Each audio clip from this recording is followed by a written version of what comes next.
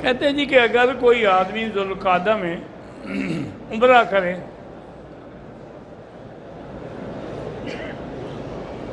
تو کیا اس پر حج لازم ہو جاتا ہے؟ اصل مسئلہ یہ ہے، مشکل بڑی ہے کہ ہمارے حضرات مسئلے کو سمجھتے نہیں ہیں، اپنے عقل سے مسئلے بڑھاتے رہتے ہیں۔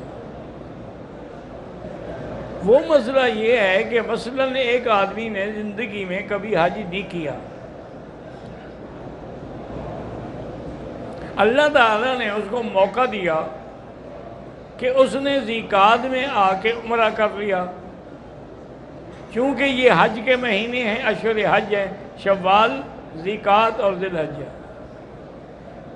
تو جب اس نے حج کے مہینوں میں عمرہ کر لیا تھا، علماء نے کہا بھی تم حج کرو، کیونکہ انسان پر فرض تو حج ہے، عمرہ تو فرض نہیں ہے۔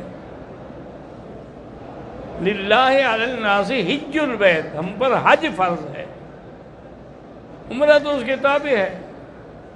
وَأَتِمُّ الْحَجَّ وَالْعُمْرَةَ لِلَّهِ، عمرہ تو اس کے ساتھ ہے، اصل تو حج ہے۔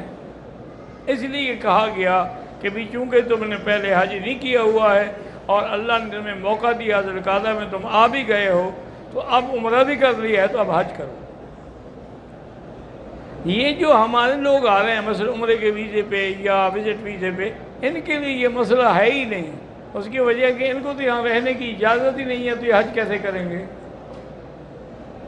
آئے عمرہ کیا، اپنا وقت گزارا، الحمدللہ، تشریف لے جائیں، بعد میں جب اللہ موقع دے تو پھر حج کے لیے آنے کی کوشش کریں، اور وہ بھی جب استطاعت ہو، چونکہ آج کل تو حج کے لیے بھی تقریباً 12 لاکھ 10 لاکھ 15 لاکھ کا بھرنا پڑتا ہے۔ اب ہر کسی کے پاس ہوتا نہیں، لیکن وہ ہر کسی پر حج بھی تو فرض نہیں، حج تو اس پہ فرض ہے جس کے پاس پیسہ ہے۔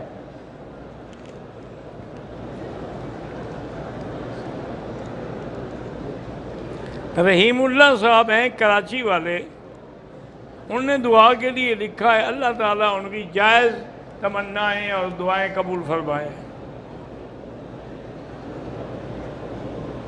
کہتے جی کہ حدیث میں آتا ہے کہ مومن قوی جو ہے وہ کمزور سے بہتر ہے، تو قوی ہم کیسے بن سکتے ہیں؟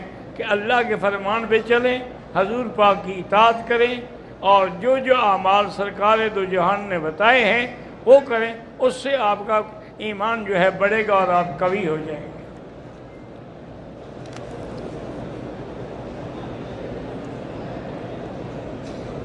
اگر کوئی آدمی مسجد عائشہ جاتا ہے، اس کا عمرے کا ارادہ نہیں ہے، ویسے جاتا ہے دیکھنے کے لیے، اور احرام نہ باندھے، کوئی حرج نہیں، کیونکہ مسجد عائشہ جو ہے یہ میقات نہیں ہے، بات کو سمجھو، ایک ہے میقات، ایک ہے ہل کا معنی یعنی حرم کے باہر ہے یہ جگہ، ورنہ میقات جو ہے جیسے طائف ہے وہ میقات ہے، جحفہ ہے وہ میقات ہے، ذوالحلیفہ ہے وہ میقات ہے، یلملم ہے وہ میقات ہے، یہ میقات نہیں ہے، نہ جیرانہ میقات ہے، صرف یہ حرم کے چونکہ باہر ہیں اس لیے ان سے احرام باندھ کے عمرہ تو کیا جا سکتا ہے، لیکن میقات نہیں ہے۔ اگر کوئی جائے اور احرام نہ باندھے اس کی مرضی ہے۔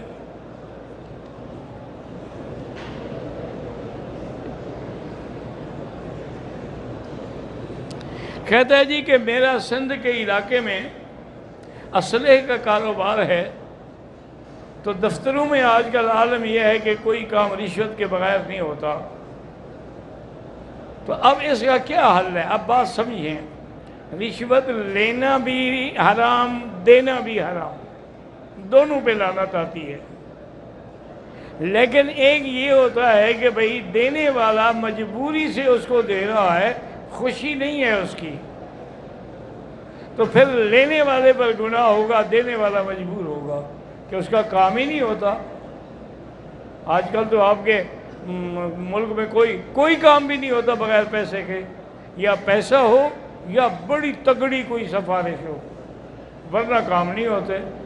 تو اس لیے ہمیشہ یاد رکھیں، کوشش یہ کریں کہ اپنے کاروبار کو ایسے انداز میں چلائیں کہ آپ کو رشوت نہ دینی پڑے، بچیں، لیکن کوئی مجبوری ہے تو پھر اس لینے والے پر گناہ ہے، آپ پر نہیں ہوگا۔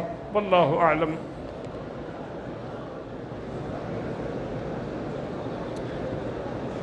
ایک بی بی ذکیہ بیگم بمبئی سے ہیں، اللہ بیمار ہیں، اللہ شفا عطا فرمائے۔ اللهم صل على سيدنا محمد وعلى آل سيدنا محمد كما صليت على إبراهيم وعلى آل إبراهيم في العالمين إنك حميد مجيد. اللهم بارك على سيدنا محمد وعلى آل سيدنا محمد كما باركت على إبراهيم وعلى آل إبراهيم في العالمين إنك حميد مجيد.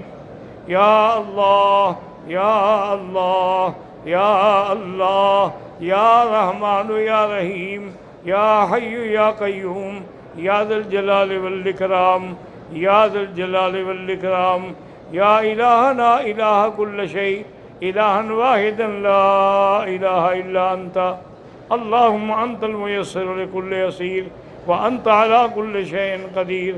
اللهم يسر أمورنا في كل زمان وفي كل مكان يا حنان يا منان. ربنا لا تزغ قلوبنا بعد إذ هديتنا وهب لنا من لدنك رحمة إنك أنت الوهاب. ربنا اغفر لنا ذنوبنا وكفر عنا سيئاتنا وتوفنا مع الأبرار. ربنا تقبل منا إنك أنت السميع العليم وتب علينا إنك أنت التواب الرحيم. وصلى الله تعالى على خير خلقه سيدنا محمد وعلى آله وأصحابه أجمعين. اللهم صل على سيدنا محمد وعلى آل سيدنا محمد وبارك وسلم.